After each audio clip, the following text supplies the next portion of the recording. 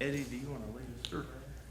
Father, we just come thanking you for this time of being together. Father, we ask that you be with us and meet with us today. Father, we ask that anything we do be according to your will and your purpose. Father, we just ask protections for all of our county workers, our first responders. Father, we just ask for your hand of guidance in everything we do. In your name we pray. Amen. Amen. Amen.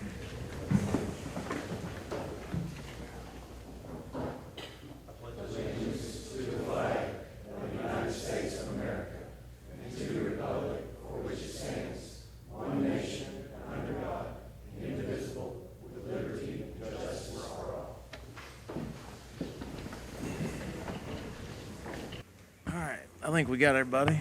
We'll go ahead and call Morris County Fiscal Court to order, August 20th, 2019. First, we want to make a big announcement. One of our commissioners is not with us today. They actually had a new arrival yesterday. Justin and his wife welcomed Hallie Lucille Lamb.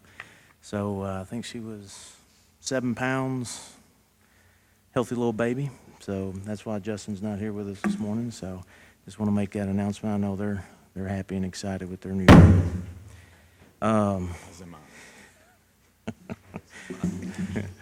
We'll go ahead and get with guests. I see Brian's here. You want to come on up and talk to us about the ambulance bid? Good morning, everyone. Morning. Morning. Good morning. Bring this down to my level. I've been in the process of completing the bid specifications to replace our oldest ambulance. We have a fleet of 6 ambulances, so every ambulance that we own stays in service for 6 years. At the end of 6 years, each ambulance has greater than 200,000 miles on it. Those are not easy miles, those are hard miles. So a lot of times as they end near the end of their life, we have a lot of mechanical issues out of them. So what I've been doing is putting together the bid specifications to remount our oldest truck. I've given you guys some material that has a picture of what we'll be doing with our new truck. Met with the judge about the budgeted money. As far as my understanding is that the money has been budgeted for the replacement of an ambulance. In addition to the ambulance, we're also looking at installing installing a striker power load system in the ambulance. This system is a system that helps lift the stretcher, so it takes a lot of the lifting off the employees once the patient's on the stretcher. This stretcher is also compliant with the new stretcher fastening requirements that are required for cot fastening within ambulances. So in getting all the facts and figures together and in talking with Stryker and some of the remount companies, the estimated cost for the remount, which is excluding the power load unit, the estimated cost for that is going to be approximately $115,000 for the remount, and that would be remounting a current module onto a new chassis. In our specs, we've called for a 2019 or newer chassis, so that would be on a brand new chassis. The cost for the power load system is approximately $26,000, giving us a total cost for the replacement or the remount of that truck with the power load unit would be around $146,000. There's kind of 2 ways that we can do it, and I was going to kind of leave it up to you guys however we wanted to do it. We could spec the power load system into the truck, or we can do them as 2 separate purchases. I have a quote. I mean, I don't mind doing it either way. I mean, whichever way we do it, the end result is we're still going to get one put in our new truck. So I mean, as far as however we do it, it doesn't really matter to me. Okay, and I think just so the court understands, we've got on their new business conservation district invoice.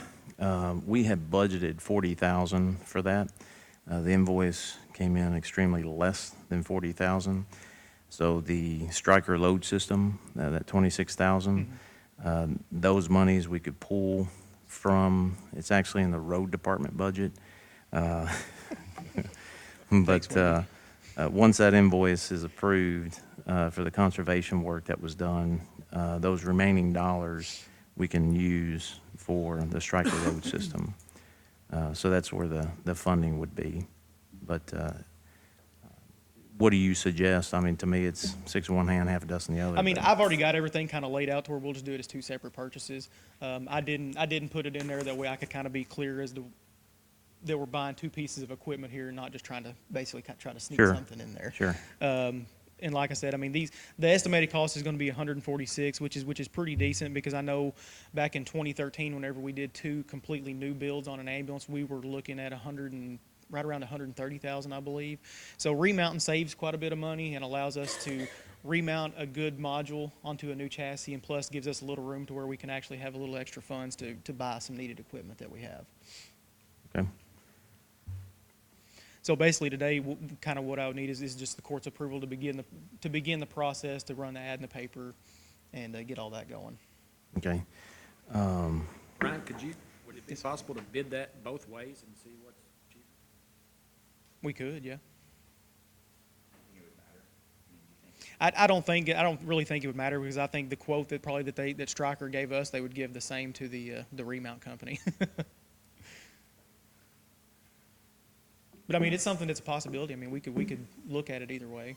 And I mean, I could touch base with some of the remount companies to see if there's any, like with the amount of stuff that they deal with Stryker, if they get some sort of maybe a discount that we don't.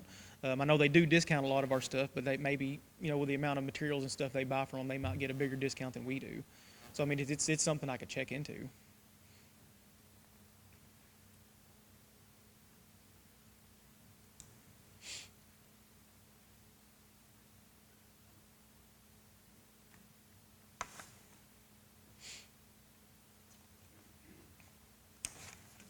So the total, if we were to take the 25,955.43 plus the invoice that we're going to be talking about here in a second, is 37,098.63, which we have budgeted 40,000.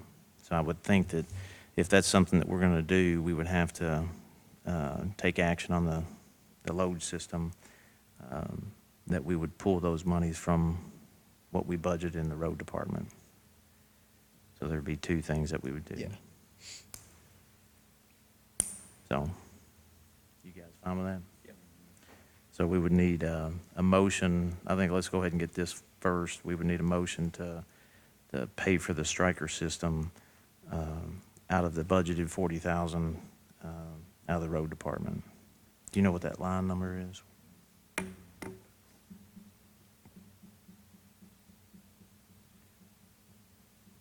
That way we at least take action on where the monies are coming from. Sure.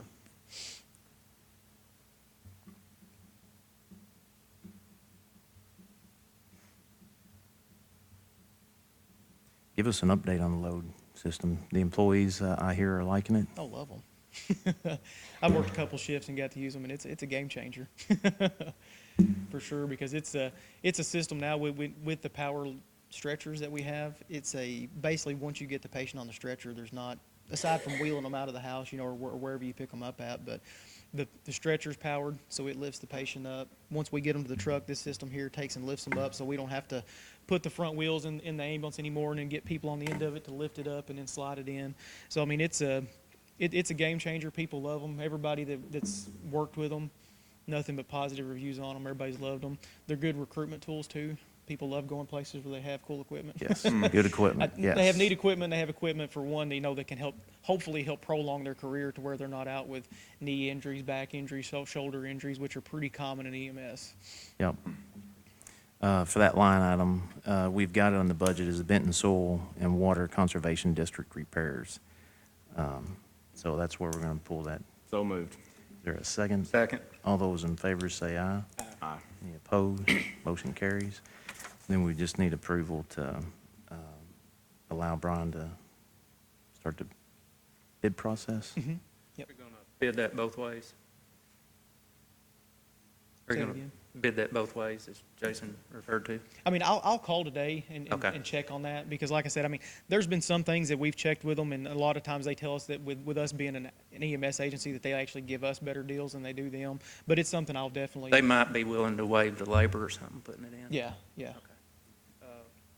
Make a motion for him to place the bids on that? There a second? Second. All those in favor say aye. Aye. Any opposed? Motion carries. Thank you. Thank you, Brian. Thank you, Brian. Next under guests, we're going to jump to item C, Chad McCann. Good morning, sir. I got your name right I don't know why. Wow. I got it right. That's I think I've been doing this for 4 years now. You think I'd get it right? I've answered to either one, so I'm fine with either way. Good morning. Good morning. Morning. Here to provide an update on a couple projects, the Draftonville Sewer Expansion Project over there, and also the Southwest One project that we've been working on for the Fiscal Court. First off, on the Draftonville Sewer Expansion Project, as you notice, things have slowed down quite a bit over the last few months, and with some of the coordination with the school. Rivercrest isn't integrally tied to that right now. Sanitation district and this school are pretty well coordinating that between the two of them at this point. But I have been given notice that the contractor is ready to proceed with the last, what we call I-line, and going up to the school's treatment plant starting this week. So that work is slated to begin this week. And then on the J-line, which we added a few months ago, which goes to the Memorial Gardens trailer park up there, I've spoken with the folks at Division of Water and with the other permitting agencies. Where that stands right now, we've got all the easements for the project, and the Division of Water and the permitting agencies are sitting on go, waiting on one approval from the Historic Preservation Office. So we call it SHPO for short. And what they're responsible for reviewing is to see if there's any historical buildings or any known archaeological sites between where we put the new lift station and that trailer park up there. We haven't found anybody that knows of anything like that in that. We're just waiting on a response from them. I've called Infrastructure Authority, the funding agency, and the Division of Water just to get their direction and their assistance. So they are calling the Historical Preservation Office now to try to get them moving. I've expressed to them we've got a contractor on site and we need to get this thing done. So as soon as we get their approval, then we'll give the contractor the release to go ahead and build that line. We're just waiting on the state office up there, Historical Preservation Office, to give us the release, and then we can go to work. So that's where we're at there. But everything else has been approved for the construction of that line. I'm just waiting on that final letter so we can give Merco the direction to go. That's where it stands. Right now, assuming that we get approval from the Historical Preservation Office, we're estimating by the end of October that all that project will be completed. Everything will be online, tested, in service. And then, again, I think I didn't talk to Randy to see how many customers have already tied on to the system, but I know several already have. We did a walkthrough inspection a couple weeks ago. We did not find any major deficiencies at all. Just a little bit of cleanup items, a lot of restoration. Property owners are calling as we get closer and closer to the fall months. There'll be a lot of restoration going on, getting people's yards fixed and getting all that stuff addressed. But no major infractions or anything like that, just minor cleanup on the project. So everything's very good shape, working good. I think the PLC system, I think when I talked to Jonathan, they're close to getting that up and running. Mm-hmm. So that'll be good when that comes in. Be very good, yes. Get everything running smooth and automatic mode down there. We'll have him maybe next court meeting come and give us an update on that. That'd be good. Any other questions on the sewer project in Draftonville? All right.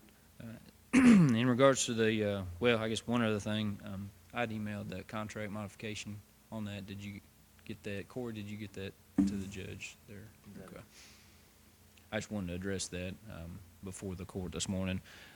What that letter basically states, our original contract for construction engineering and construction observation services was an 8-month construction period, and we've stretched that as best we could. We started in August of last year, and we stretched that, excuse me, all the way through June. So we stretched it out to a little over 10 months during the construction phase, and we got to the point now where we need a little bit of a bump just to get us through the end of construction, end of October right there. So that's a request for extending our contract out to cover the hourly services that we anticipate occurring through the end of October. And that's an hourly, so if it takes less time than that, then we won't invoice that full amount. It's just, we didn't want to have to come back to you again, so we tried to cover ourselves through the end of October. Okay. I do have a question on that. If they drag their feet on the approval for the expansion to the trailer park, is Is that going to affect this number, or is that not going to? We won't have time on site. Okay. So it's an hourly thing. So Okay. if they don't get approval, we're not gonna have folks on site working on the Okay. project, so it shouldn't incur any more costs. It pushes things down the line. We're trying to get it while Merco's got their equipment on site. We don't want them to move off site and then have to mobilize again to get their equipment over there, and that's what we're trying to avoid right now, and we've expressed that to all the permitting agencies to let them know it's pretty important that we get this done right now. Good time to cross the creek right now, nice and dry.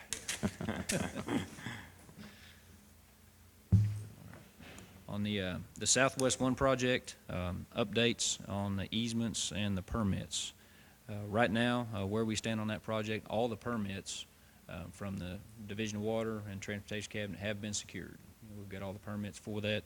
At this time, we have 4 easements that are outstanding. I spoke with one of the individuals earlier this week. We're going to have that signature on the Copeland property. Should have that later this week. Said Thursday or Friday, we'll have that one secured.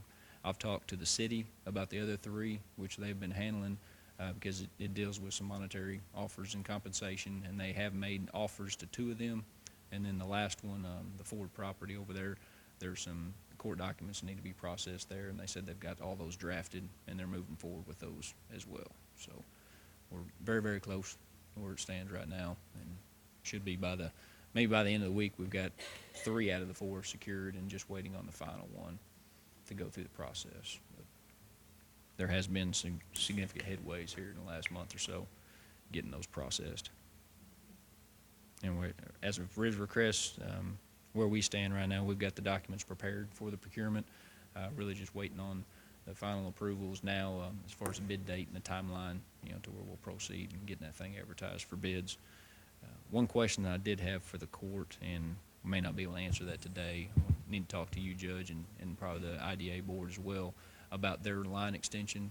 They've got a line extension coming off of the Fiscal Court's project, which extends up to the United Systems development, and I just wanted to make sure that we understood before we put it out on the street how you want us to bid that. We can combine it all together.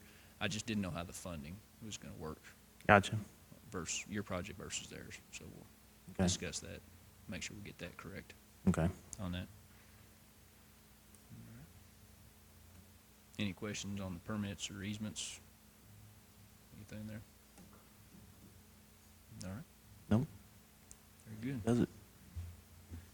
I think that's what I've got as far as an update there. for that? No, this is for the district. Yeah. Oh. I've sent a copy of that to the district also, so they've got that. Yeah. A copy of it. All right. Okay. Thanks, Y'all Chad. Appreciate it, Chad. Thanks, Chad. We got a few minutes before we go into our public hearing, so I'm going to jump to correspondence.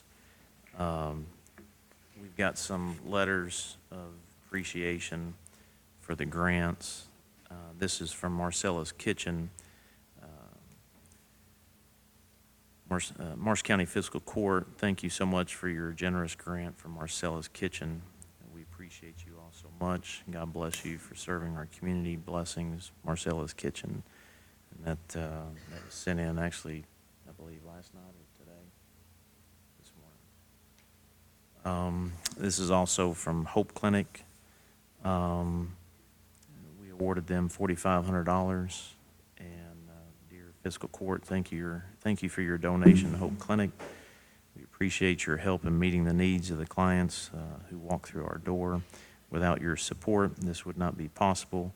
And God bless you for being a blessing to this ministry. Sincerely, Lisa Holland, Executive Director.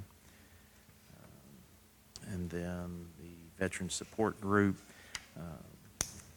Marsh County Fiscal Court, on behalf of the Marsh County Veteran Support Group, we would like to thank you for your generous donation of $10,000. These funds will be put towards our $35,000 goal to purchase a van that will be used to transport veterans. And their efforts are regional. They actually will transport folks from Fulton County. I think they meet down at the Sheriff's Department, and if they can at least get here, they will transport them to the Marion Hospital. So I know their efforts are regional, and they're always looking for veterans. You don't have to be a veteran to volunteer to drive. So if there's anybody out there that's watching, if you're interested in participating in helping out the veterans, just contact my office. Under correspondence, item A, we did get our PAC road check. PAC road granted Marshall County for the $95,000 for the land purchase, the payment. If you remember the TVA in lieu of tax, the bill that was passed, I believe, last year or 2 years ago, the first year was a $50,000 drawdown that we could get, and then the next year was 102. And so this year, that $95,000 is to help the IDA with making that loan payment. By next year, the full $152,000 that they'll be able to request, the IDA will be able to request, will cover that debt service. So this has been a great partner with PACRO because those monies are to be used for communities, for economic development, small businesses, basically to create jobs. And this is just one way where we're not dipping into the general funds to make this happen. So we do have that, and we'll run that through. We've got, is that 12 o'clock? Or I'm sorry, 10 o'clock. We'll go ahead and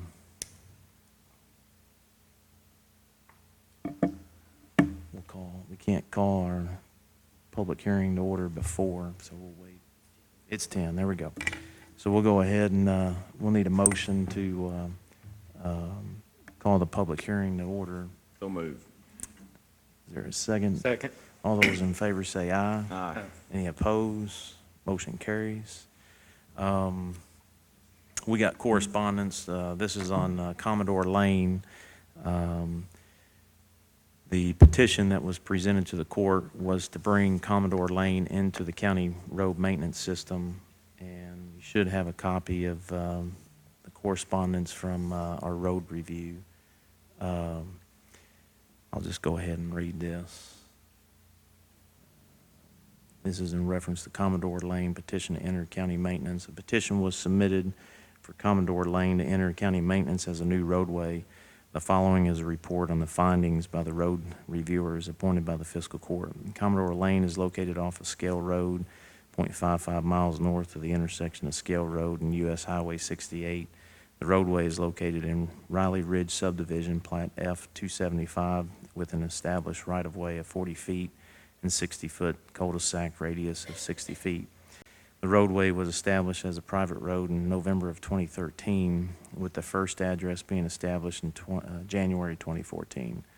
A surface coat is not present on the roadway. A base coat in deteriorating condition currently exists. No documentation was provided to determine the thickness of the base coat or the road bed, but I think Wendy will speak on that here in a second. The road shows signs of underlying soft spots that are resulting in the breaking and rutting of the asphalt. Little to no drainage has been provided along the roadway. The roadway does not have a crown to direct surface drainage, and no ditching is present to direct the runoff. Of the 9 entrances located on Commodore Lane, none have driveway culverts. No culvert has been installed at the connection of Commodore to Scale Road, a state-maintained roadway, while ditching is present along Scale Road. A bridge crossing an intermittent stream appears to be sized adequately. No visible signs of debris is present, indicating a backup of the water as it passes under the roadway. Attached is a report from the County Road Department detailing areas of concern. Based upon the requirements of roads set forth by the Fiscal Court resolution dated July 11th, 2016, Commodore Lane does not meet the minimum requirements for a new roadway due to the above stated concerns. And that's Casey Counts, Wendy Greer, and Andrew Lepisto. Do you want to talk about that issue? Yeah, I had them go out yesterday, and they actually drilled the road in 3 locations, and the first 2 on the asphalt, the base that was down, measured the 2.5 inches that's required, but back at the end of the road, at the cul-de-sac, it only measured 1 3/4 inches. So, and it's already breaking up back there from the garbage trucks and stuff that's using that road. Also, it needs ditches on the road for drainage. There's 3 driveway culverts that need to be installed and a cross culvert that needs to be installed for it to drain properly. And this is the road department's recommendations to meet the county road resolution. We listed some suggestions. A 12 by 45 driveway culvert at 34 Commodore, a 12 by 26 driveway culvert at 186 Commodore, a 12 by 26 driveway culvert at 290 Commodore, a 12 by 26 cross culvert between Jameson and Glen residents as base asphalt installed. Ditches will have to be installed on the roadway for it to drain properly. The road was, well, she just mentioned the road was drilled. So with that information, talked with council, the parties that petition, they will make these recommendations, or these recommended changes. They will actually make those changes. I think we're not taking action today, but we just wanted to bring this to the court's attention, that they currently do not meet the road resolution, but they do have intentions to meet those expectations. So, since it's a public hearing, those in favor for, is there anybody in favor for? Is there anybody in favor for? And is there anybody in favor for? Okay. Is there anybody against? Is there anybody here against? Third time, is there anybody here against? Okay. As far as the public hearing, we've met the requirements for and against. Any other questions? We don't take any action. I do have a question on the recommendation. Are those requirements or recommendations? I know in the past on, To meet our specs, they would have to do the required things. okay.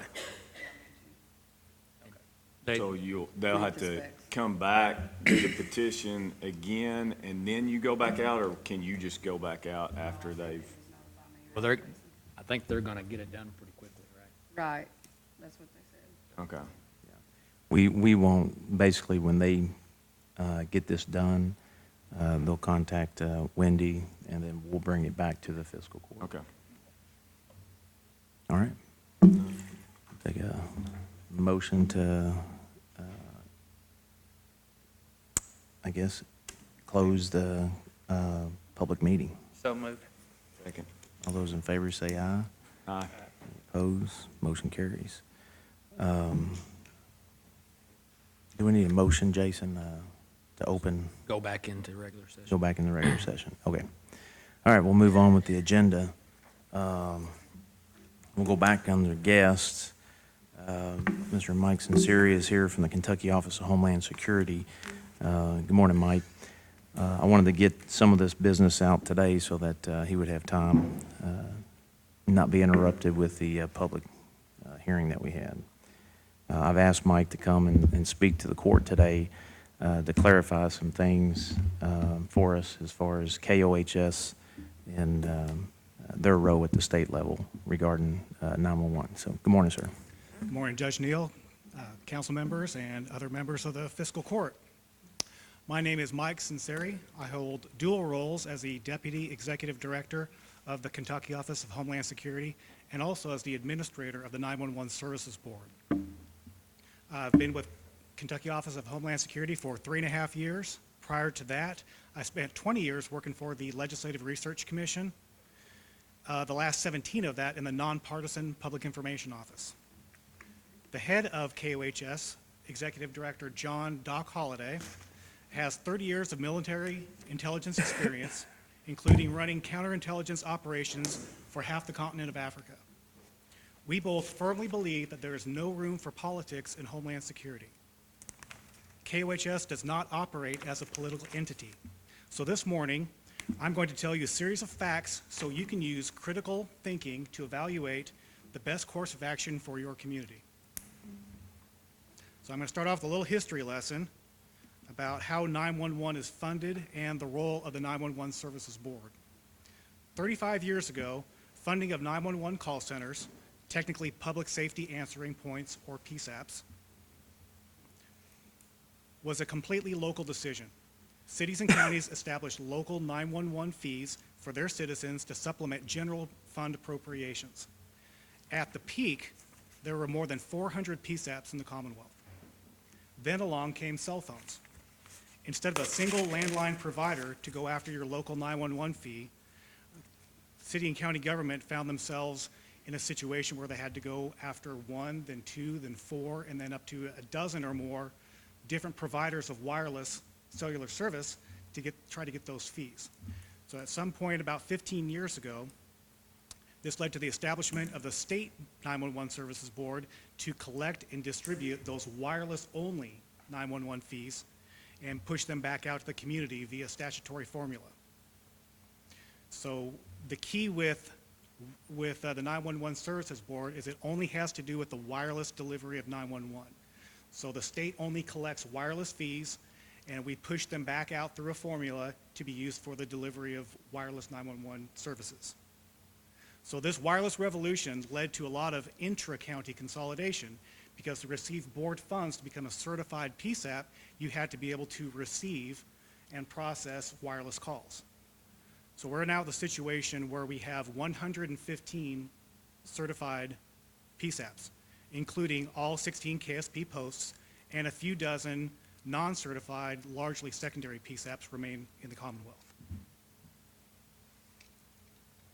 So PSAP funding is essentially a three-legged stool. You've got a locally assessed fee on landlines or VoIP, and then you've got general fund appropriations from city or county governments, and then you have the CMRS, formerly now the 911 Services Board, which does the wireless. The wireless surcharge depends on what type of subscribers there are. So most people have a monthly cell phone plan where they get a bill every month, and you pay 70 cents per month as part of your wireless ongoing contract you have with AT&T, Sprint, or Verizon. Then there's also, beginning in 2017, there was implemented by statute a transaction fee for prepaid wireless. That is a pay-as-you-go. You get a phone, it may have 1,000 minutes on it. When those minutes run out, you either go online or go to a website, pay a fee, re-up those minutes or data, and you pay a fee of 93 cents per transaction for prepaid subscribers. Now that's collected at point of sale at the retailer, and that's remitted to the Kentucky Department of Revenue, and then it's pushed over to the board on a monthly basis. So that is what makes up funding of wireless. So of the monies that are received from wireless to the 911 Services Board, here's the breakdown of where those go.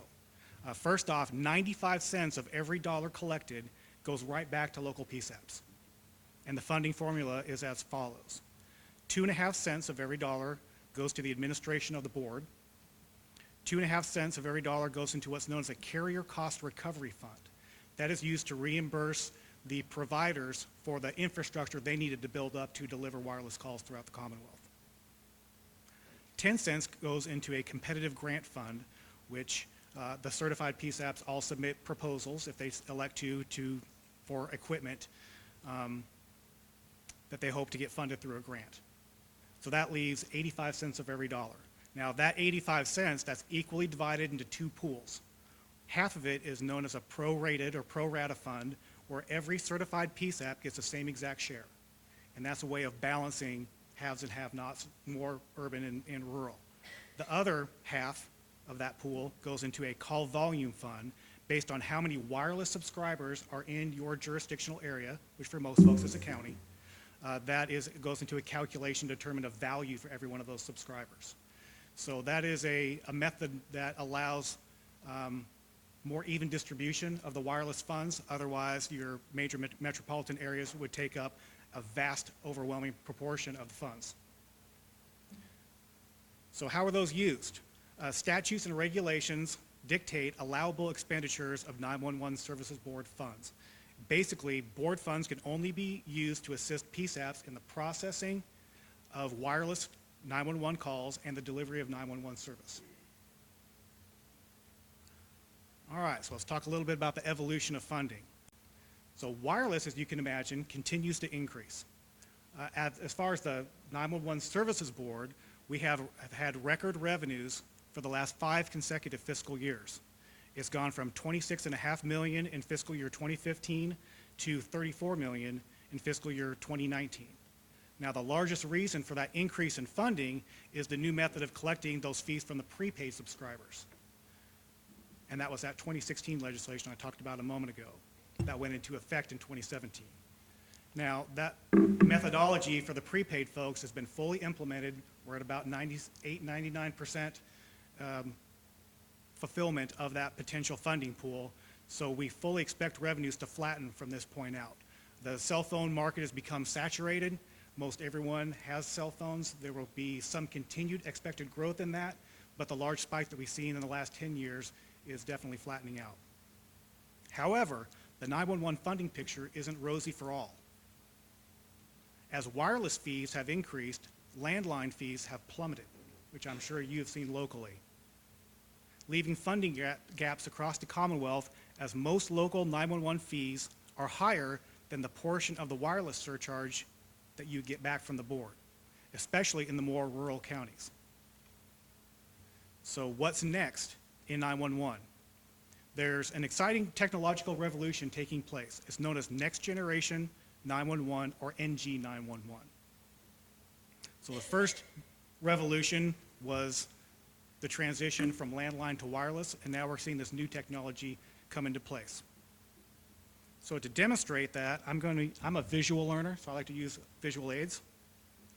So I'm going to show you where we were and where we're going. This right here is the duck phone.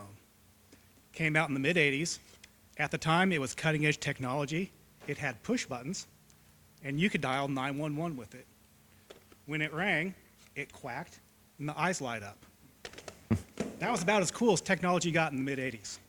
I think Kurt had one of those. And it still works, by the way. Kurt still got one. Now, this is where we are today, the smartphone. This can call 911. This can call 911. This can text 911. This can send photos to 911. This can send videos to 911. So this is the easy visual representation of what Next Generation 911 is. Now, a lot of people will say, okay, so Next Generation 911 is sending text and photo and video. Well, that's a part of it, but the real basic definition of NG 911 is connected IP network. So think about it as we transition from a home PC to a network in a business environment. In a business environment, a networked environment, all the workstations are connected. And in some cases, you have basically a dummy terminal with a central processor processing all of the heavy workload for your network. And that really is the core of what NG 911 is all about. So I'm going to give you an example of something, a terrible tragedy that happened just a couple years back. There was a fire that swept through Sandy Hook's emergency management building, which also housed their PSAP, and destroyed the PSAP. Luckily, no one was injured. But that's a very small rural community, and it's actually a non-certified PSAP. And their response, the only thing they were able to do in that crisis was they had every 911 call in the county forwarded to the personal cell phone of their 911 director. Now, is that how you want 911 to operate in a crisis? In an NG environment, every system is connected, it's all networked. So if you have an incident that happens in one county, in one PSAP, one city, those calls can be instantly transferred to anywhere else on the network, whether that be the next county over, 3 counties over, or the other side of the state. Or even as it expands, could be to a border state. So that's, in a nutshell, where we're going. Now, for this to work, it's all contingent upon GIS mapping. Because in an NG environment, every call comes across with an X and a Y coordinate. X marks the spot.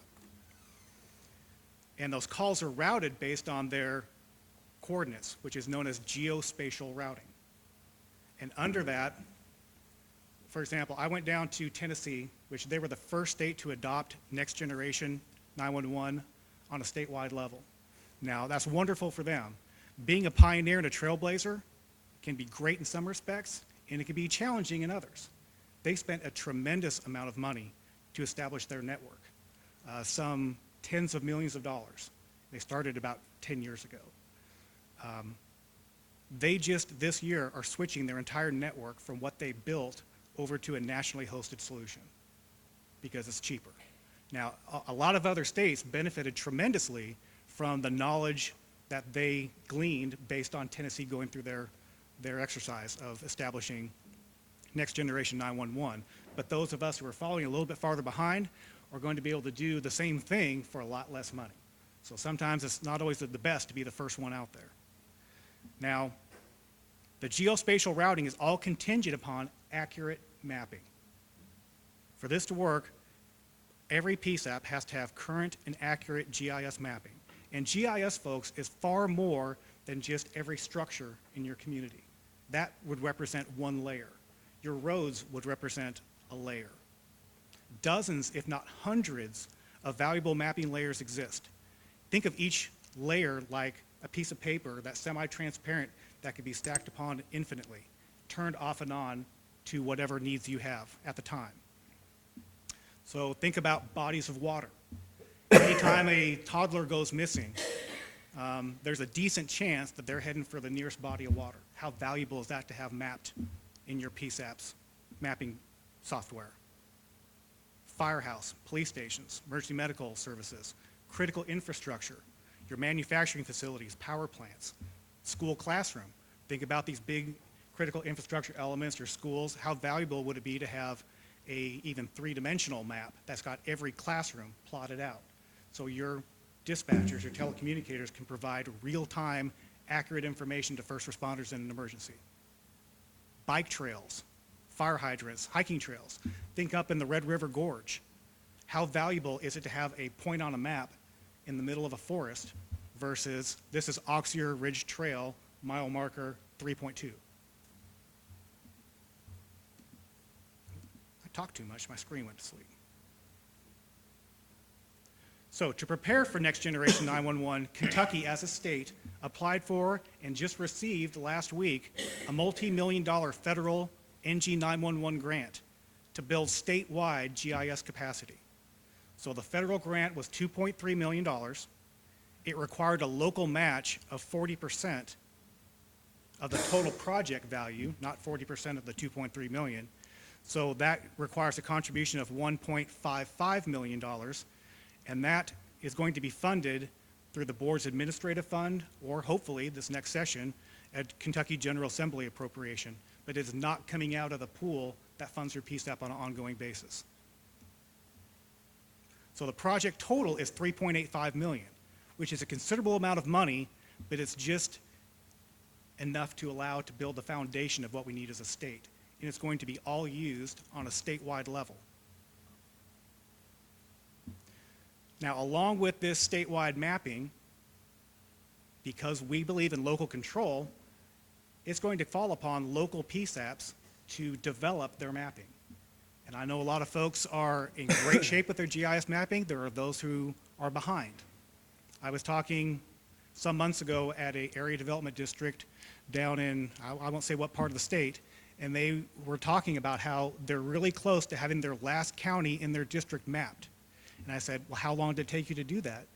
And he said, 4 years. So how accurate is that data from the portion they started 4 years ago versus when they're completing it 4 years later? Mike, I got a question on that. Absolutely.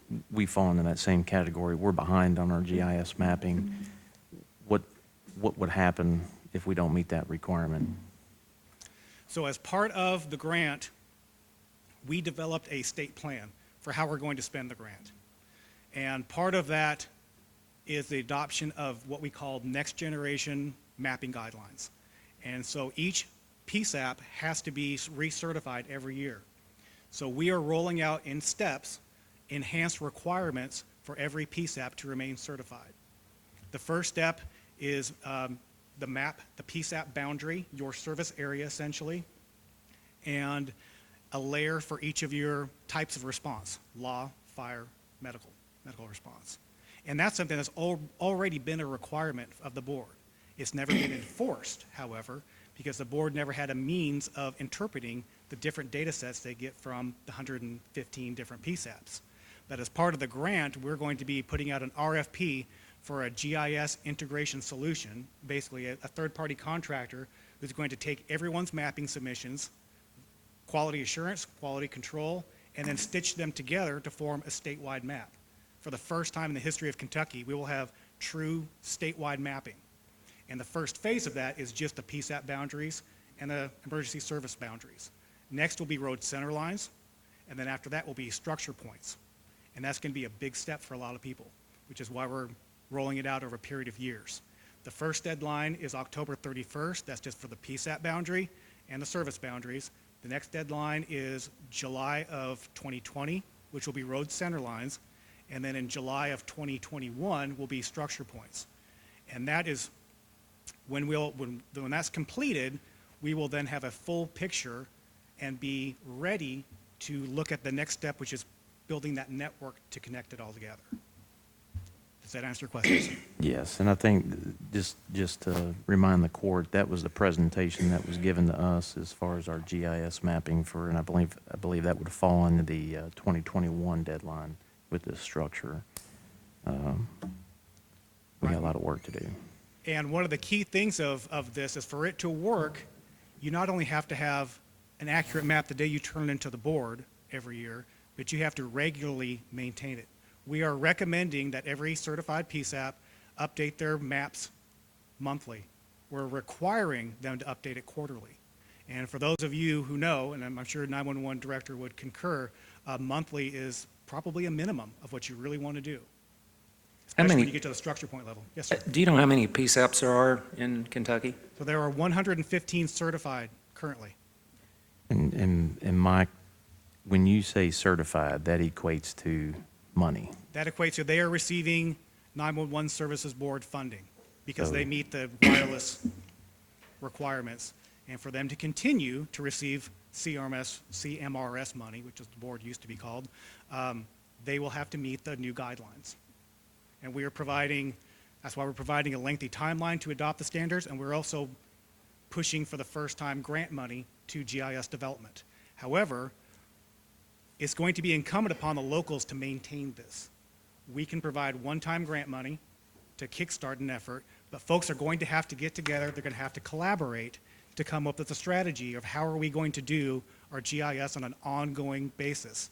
Because if you don't have accurate mapping, you cannot geospatially locate calls, the whole system doesn't work. And the states that have gotten so enamored with building the fancy network, there are states that have had a network for years, have not pushed a single call across it because their maps aren't good. So we have taken advantage of knowledge of what folks have ever gone through, and we determined on a board level, we're going to get our mapping rock solid, and then we're going to build a network to connect it all together. Is this 3.85 million you referred to, is it likely to be split 115 ways? Absolutely not. That's an excellent question, sir. This is going to be used for the statewide portion of it. This will pay that GIS integration provider to do the quality assurance, quality control, and stitch all that data together on an ongoing basis. So that's the statewide level. A portion of that could potentially go towards the competitive grants that we do every year for local acquisition of GIS information, but it's going to be upon the locals to determine their own GIS strategy. And when you say competitive, it's just like the grants that we were just awarded. We had to identify sustainability moving forward. That's So- an absolute requirement, right? Because with 115 certified PSAPs, the board simply cannot afford to fund every project for everyone. Grant money should be one-time boosts to establish either a new protocol, a new capability, and we grade heavily applications based on a sustainability plan.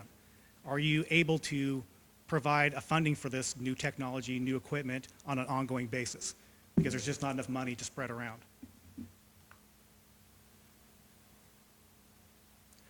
Okay, so jump back to our presentation. So you've got the challenging environment at the local PSAP level, ever diminishing landline fees, understaffed facilities. One of the downsides of a good economy is PSAP suffer.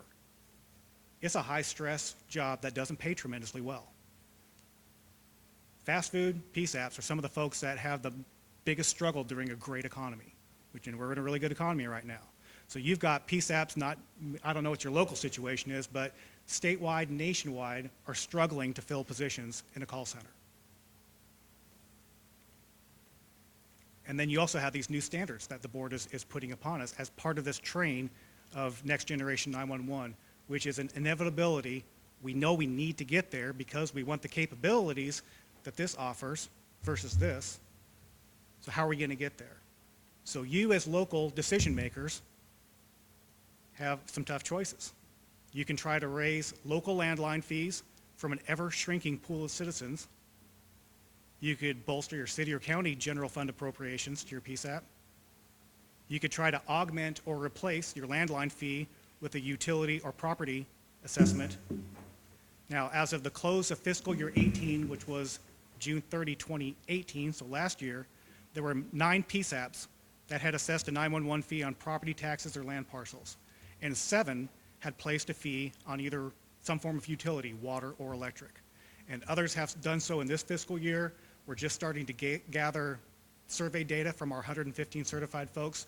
So in the next month and a half or so, we'll have updated numbers for you on that. But I know that others have joined that pool because everyone sees the writing on the wall. Or a PSAP may choose to consolidate services or operations with their neighbors to achieve efficiencies. So why would you want to consolidate operations? First off, the board, thanks to the General Assembly, has provided significant incentives to do so.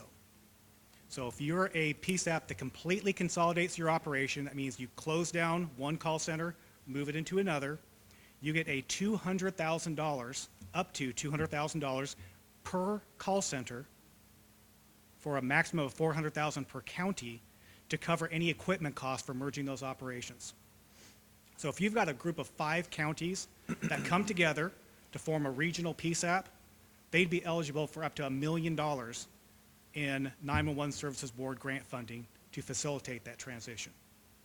Now, by statute, also, and this is something not a lot of people recognize, multi-county consolidated PSAPs get first priority from the board's competitive grant process. So that grant pool of 10%, which is capped at $3 million a year, every year, if you are a multi-county consolidated PSAP, you are first at the trough, first priority. And right now, anyone care to venture how many multi-county consolidated PSAPs we have? Is it 2 or 3?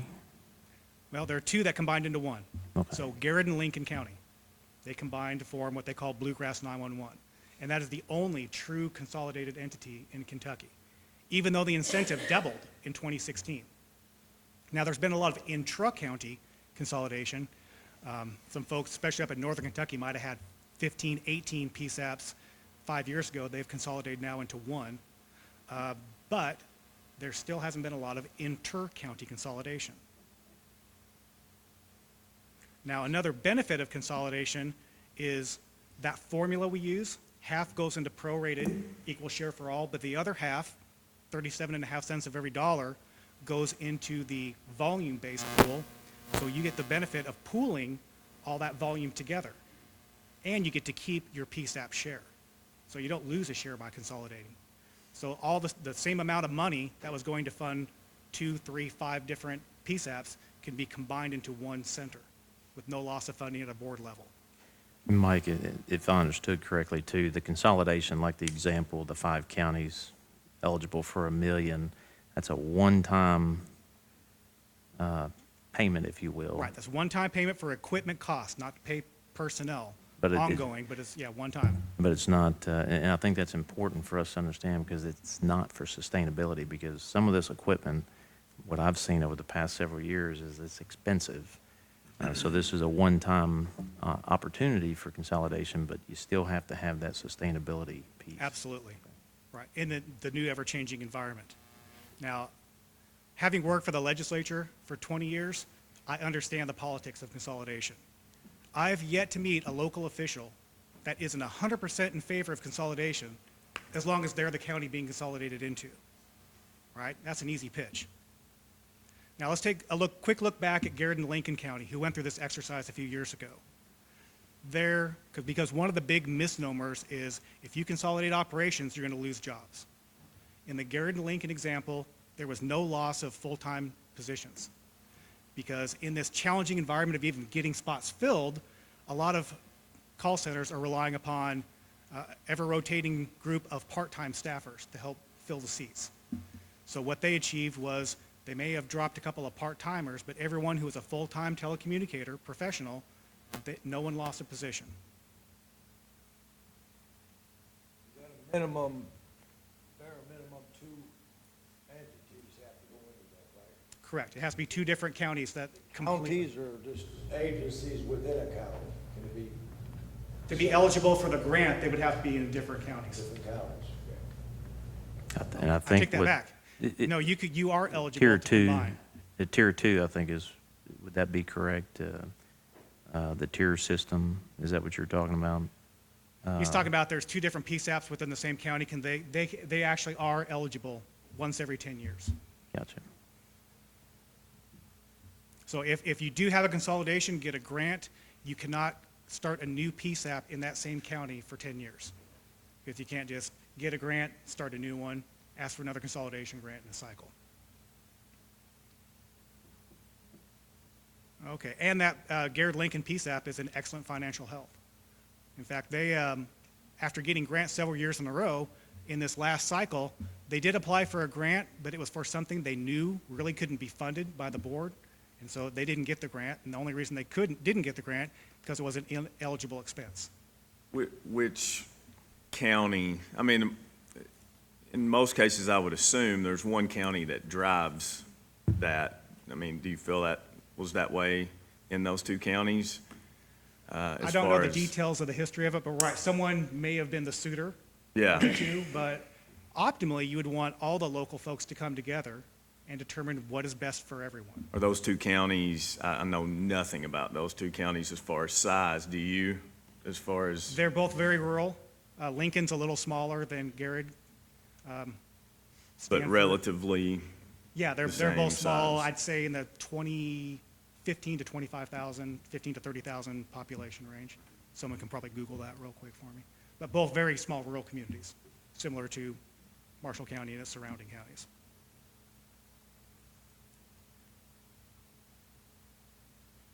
All right, so regionalization and consolidation of 911 is going to be an inevitable part of the transition to NG 911 on a statewide level.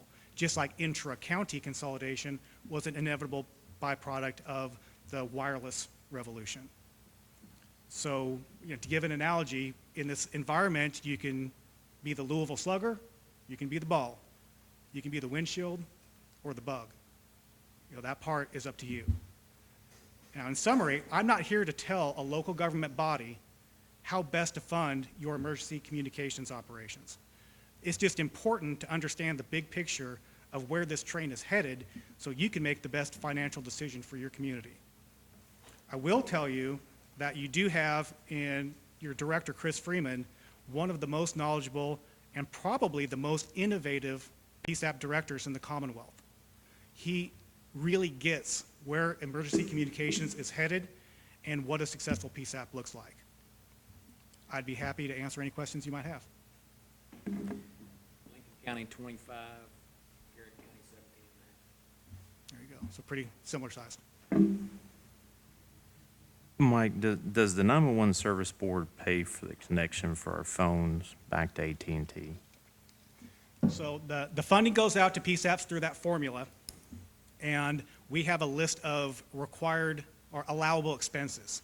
So the board does not pay a direct bill to any provider or third-party company. They get a quarterly disbursement of their pro rata fund, equal share for everyone, and the volume fund, which they have a set of guidelines of what they are allowed to use that money for. Now, of which that is an eligible expense, but the board does not explicitly pay to any third party directly.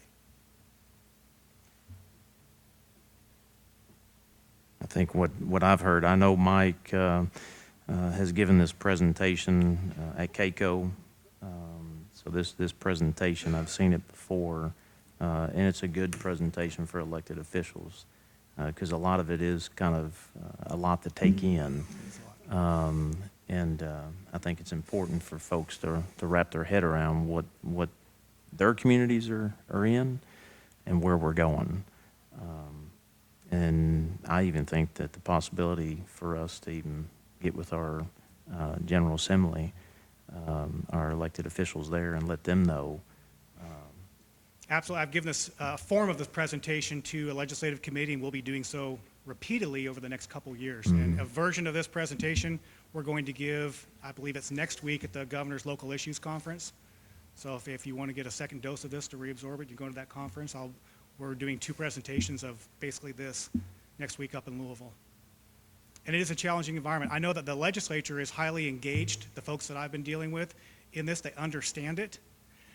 But there is a significant sentiment of the General Assembly, a large, important percentage of them believe that there are too many PSAPs in Kentucky. And asking the General Assembly for more money to maintain the status quo is not going to go anywhere.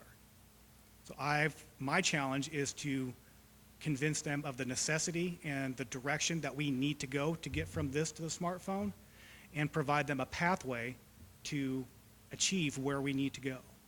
Now, I've already heard some pushback from some folks, and I imagine there will be a task force formed of what is the right number of PSAPs to have in Kentucky. It's not my determination to make that, but I know that there are some folks who may be pushing hard for some form of forced consolidation.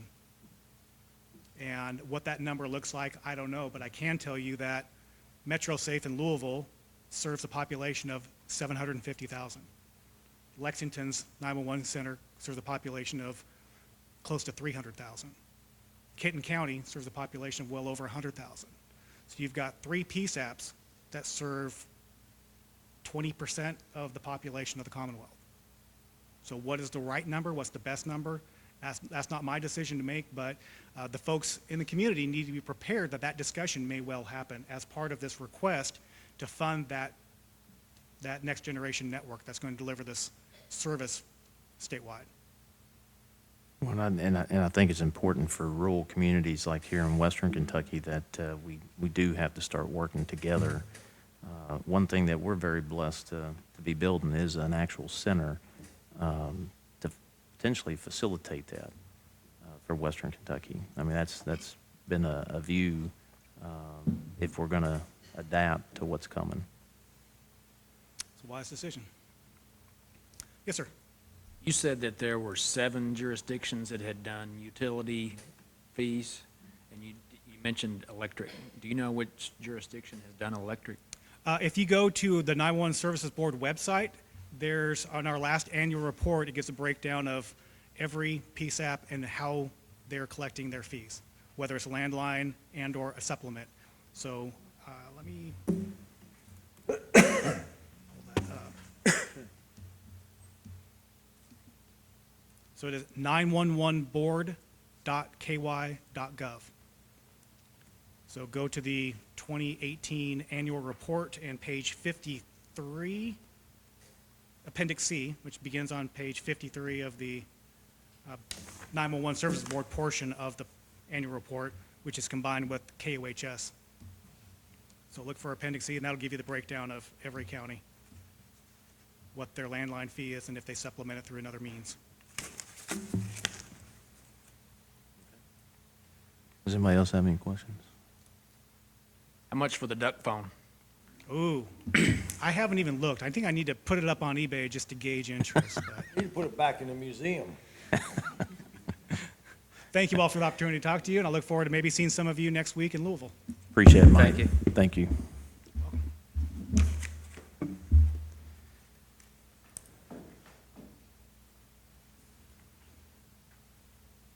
Let's go to old business. We need to approve the minutes, August 6th meeting. So moved. There's a second. Second? All those in favor say aye. Aye. Aye. Any opposed? Motion carries. Let's see. Item B under old business, judicial building update. Are you guys looking at something? No. I mean, we are, but Looking for the duck on eBay. yeah, we are. So we've had a lot of going on, a lot going on in the Judicial Building.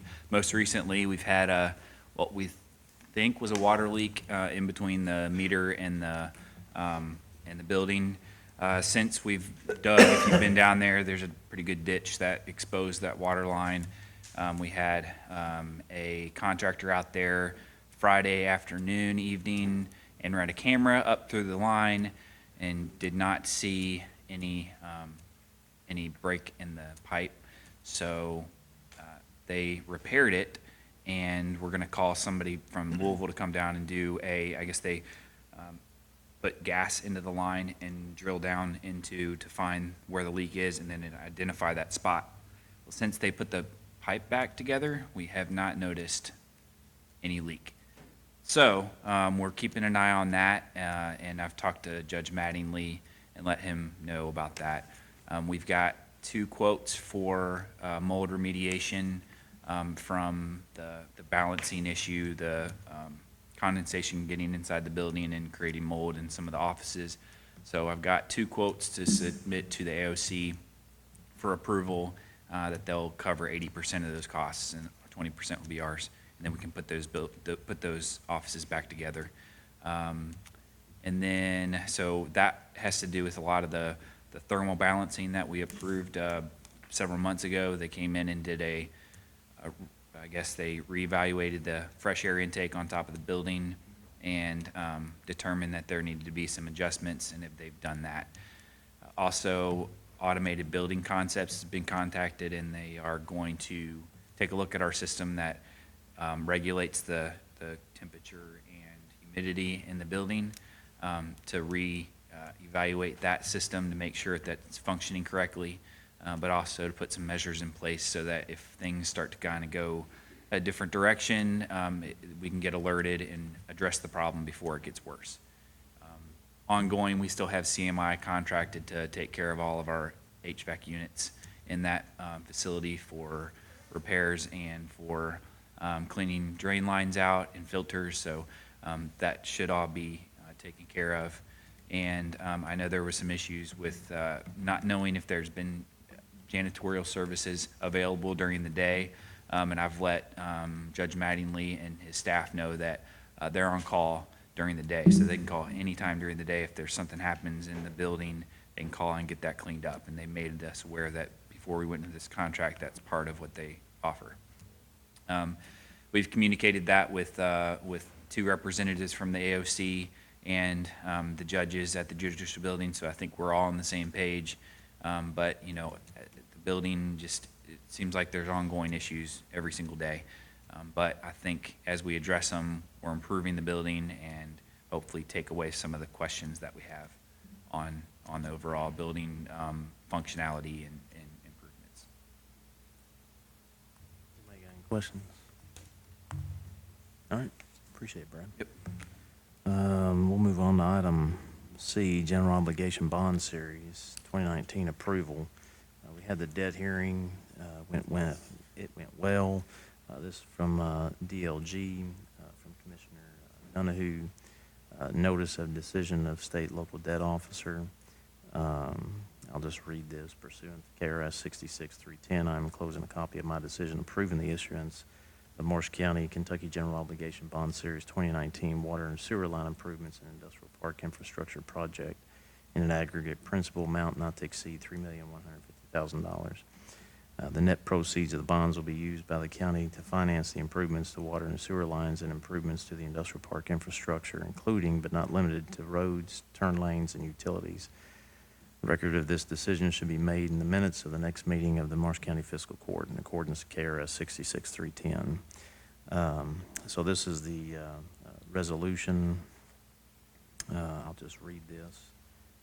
Commonwealth of Kentucky, Office of the Governor, Department for Local Government, in the matter of Morris County, Kentucky, Morris County General Obligation Bond Series 2019 Water and Sewer Line Improvements and Industrial Park Infrastructure Project, decision of State Local Debt Officer.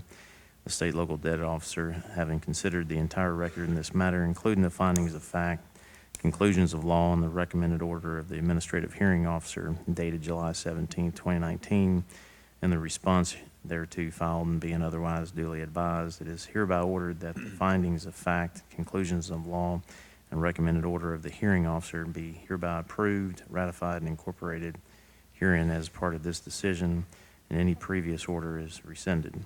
The state local debt officer approves and adopts the findings and recommendations of the hearing officer as her own.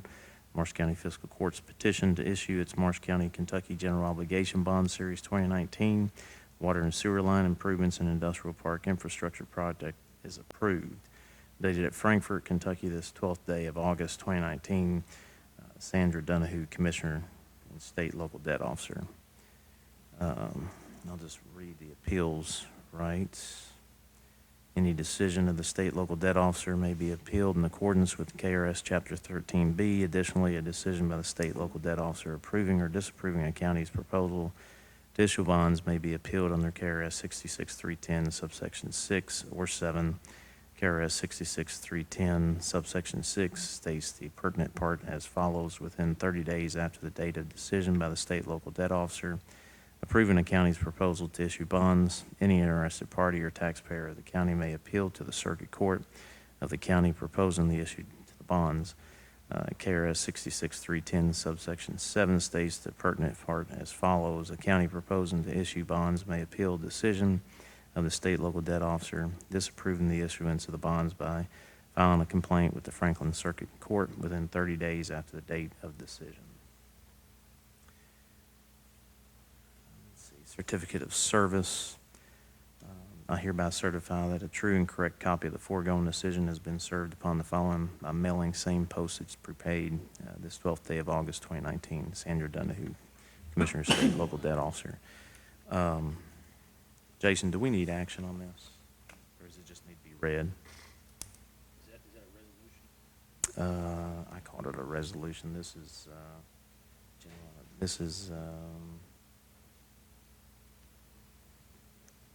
think the letter just says it. By statute, it needs to be read.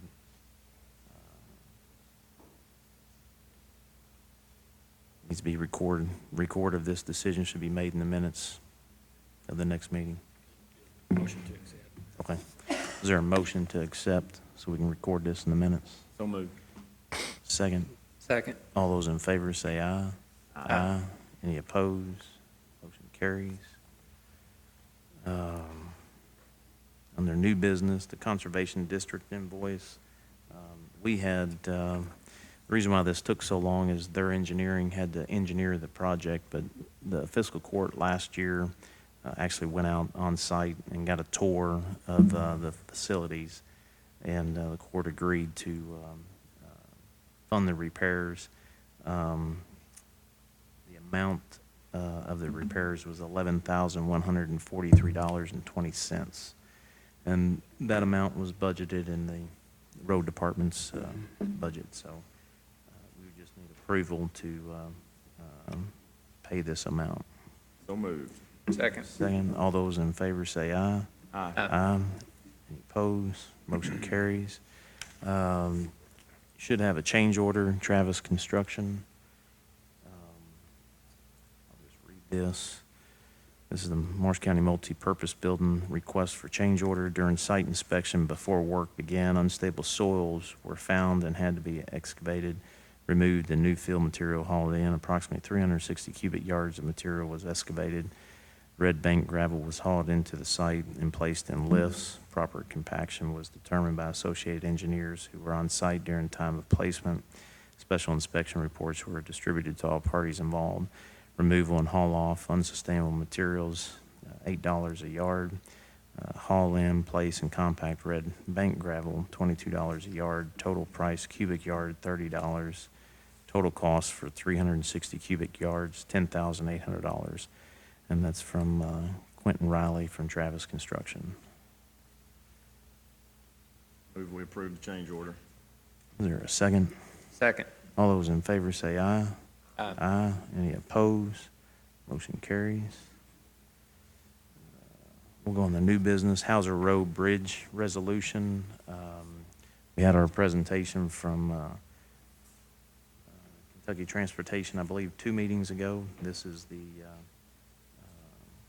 resolution. We have to do this, sign it, send it back, and then we can start once we get the signatures on that.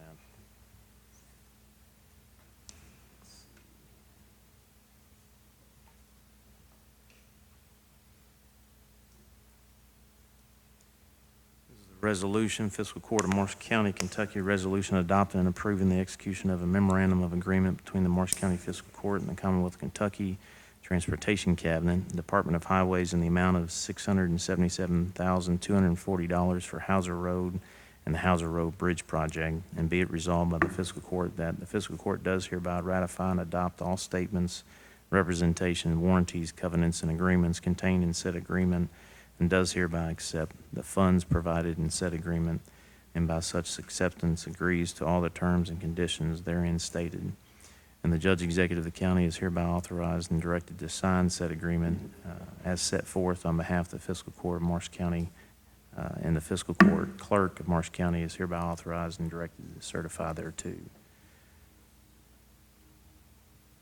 got any questions on that? We just need a motion to approve. So moved. Second? Second. All those in favor say aye. Aye. Any opposed? Motion carries.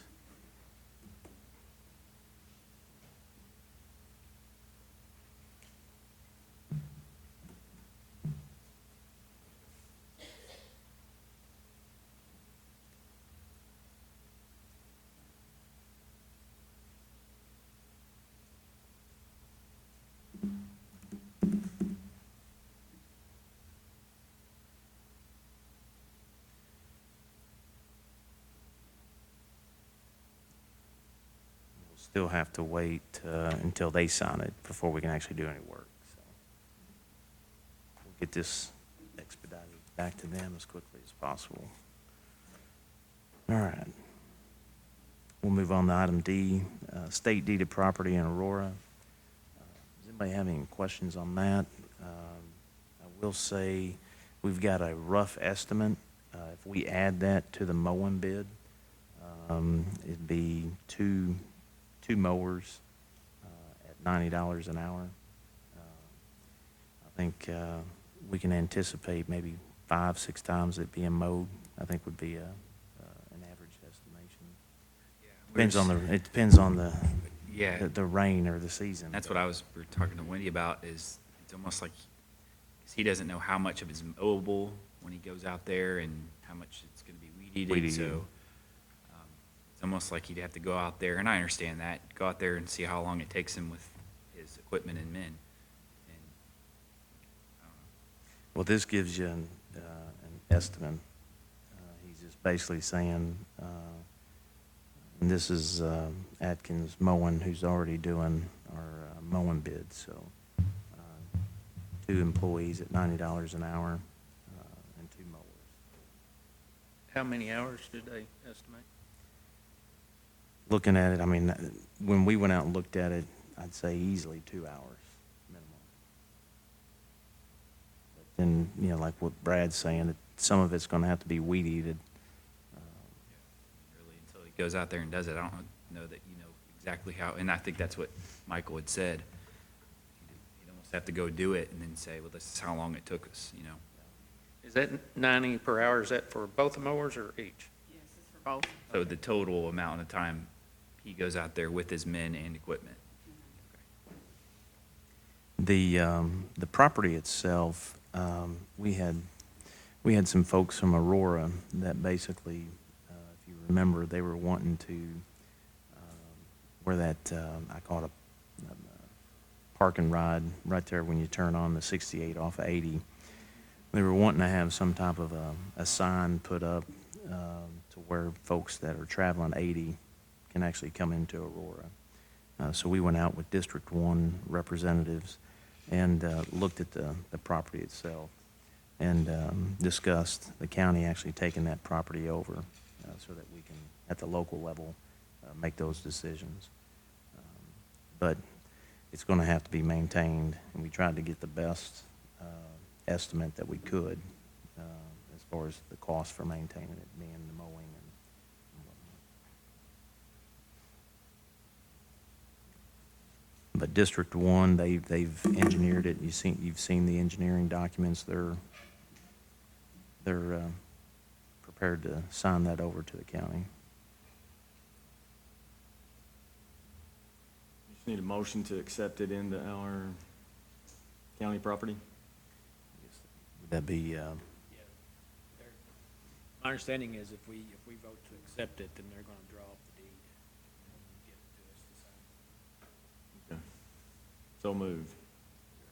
Are there any requirements in that as far as mowing goes, or just at our discretion as far as from the state, on maintenance or anything? No, once they deed it over to us, it's ours, so we can add it to our mowing list.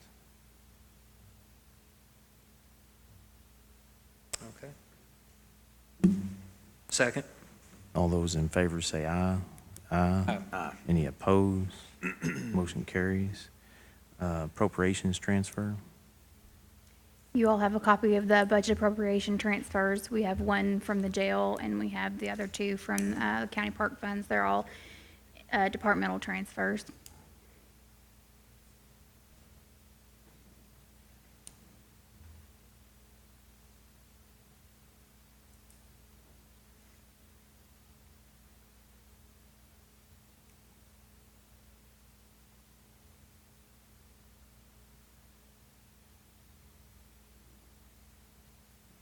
Move we approve. Is there a second? Second. All those in favor say aye. Aye. Aye. Any opposed? Motion carries. Payment of the bills. Move we pay the bills. There's a Justin's second. not here, so I don't know what to do. All those in favor say aye. Aye. Any District opposed? 1 has made the motion to pay the bills as long as I can remember. Yeah. Well, you gotta show up. Motion carries. Come on. Judge, before we Yeah. go into executive session, I think there was some discussion about setting a special meeting. And I Yes. know we have some interested parties here who might want to know when that date and time was. So I was wondering Yes. if we can discuss that now and get them out of here. We need to announce a special call meeting Thursday at 9, because I think you're out of town on Friday. So if Thursday, and that's this Thursday at 9 a.m. I'm in the prosecutor's conference. So I wouldn't be able to be here. For prosecutor's conference. So you're gone the rest of this week. I'll be back Friday. Kevin's out of town Friday, so All day.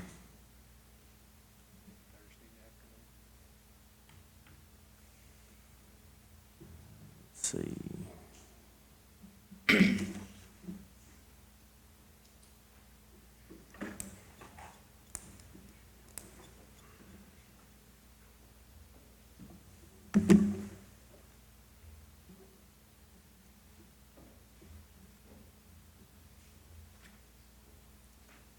You're leaving today?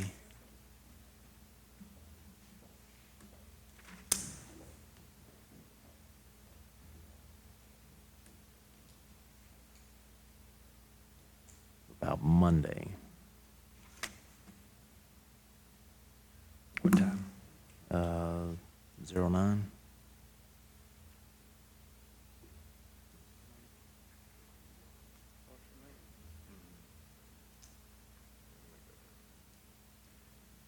Tuesday would be better. I mean, I can do Monday, but Tuesday would actually be better. Tuesday morning. I'm actually at a conference Tuesday.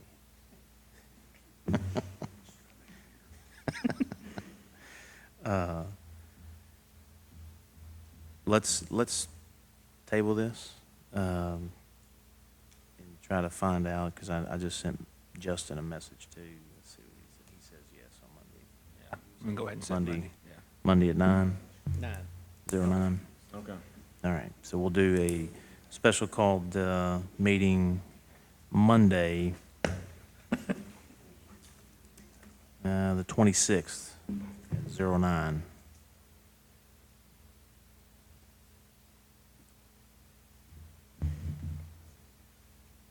Actually, I have one more thing too. Randy from the tourism office has come to me today and requested some of the transient tax funds.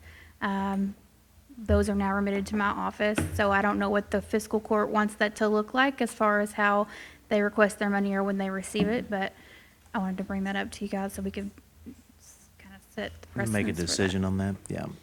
And she had talked about that to me. In the past, basically, the treasurer's office would work with Randy. they have as the monies come in, they come in each month.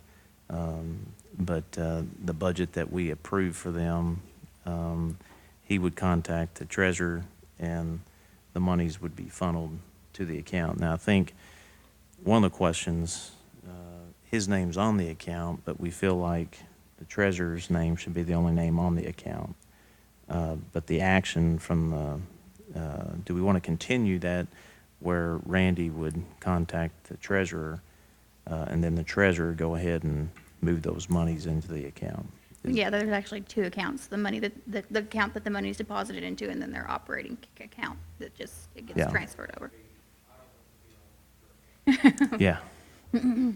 So do we want to keep that in place where, as he needs monies, he contacts the treasurer, and then the treasurer runs that into the account? Does he need to come to court every time to Or does request he need to it? come to court and request it?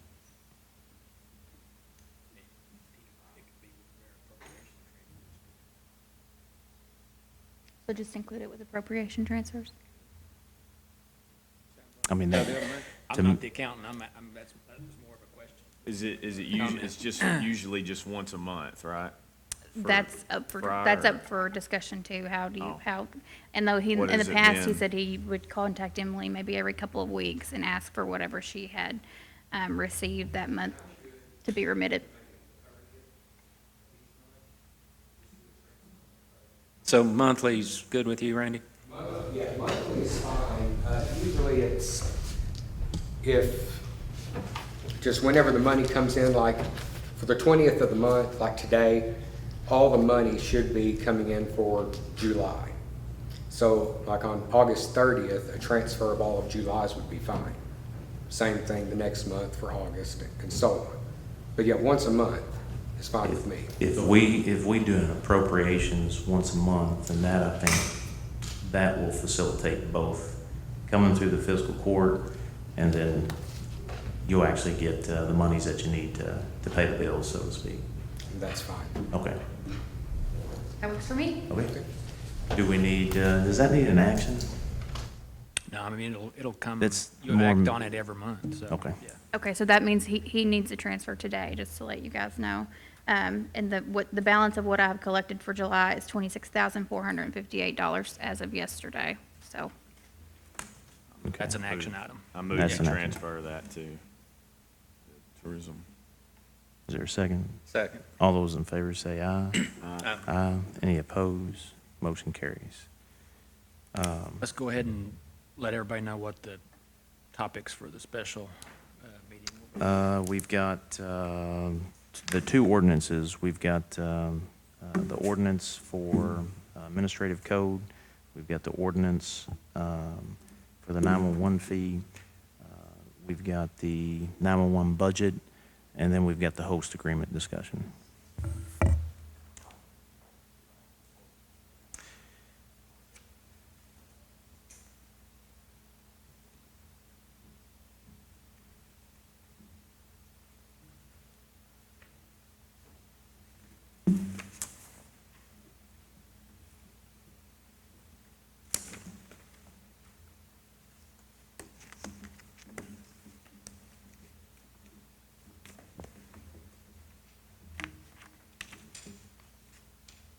Were there changes? I think the last correspondence I saw on the interlocal agreement with the Southwest One with the city, I thought the changes that they made didn't warrant coming back through the fiscal court. The cities signed their portion, I guess they, I thought we were done with that. okay, so we, I think it's already up, yeah, it's already been sent up to DLG. this is the interlocal agreement, moving forward with plans to provide sewer and water to a project known as Southwest One. There were some minor changes. That was the last email I saw, that there were some minor changes. Not enough to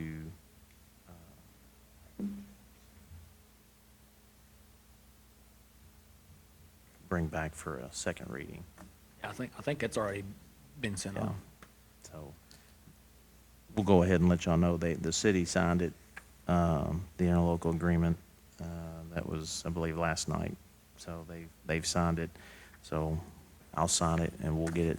Is Zach going to send this off, or are we going to send this off? You sign it and send it across the street. Okay, and let them send it off. All right, we'll do that. Okay. Need a motion to go in executive session. So moved. Litigation and personnel. Second. All those in favor say aye. Aye. Any opposed? Motion carries. Well, we got everybody back. We don't have anything else. So, is there a motion to adjourn? So moved. So moved. All those in favor say aye. Aye. Any opposed? Motion carries.